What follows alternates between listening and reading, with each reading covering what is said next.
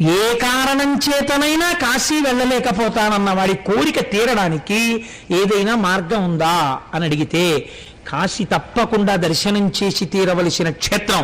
మనుష్య జన్మనెత్తినవాడు కాశీ వెళ్ళవలసిందే. ఒకవేళ ఏ కారణం చేతనైనా కాశీ వెళ్ళకపోతే ఏం చెయ్యాలి అంటే శాస్త్రం అంది 5 కాశీలు ఉన్నాయి. ఈ 5 కాశీలలో కనీసం ఏదో ఒక కాశీకి వెళ్ళాలి.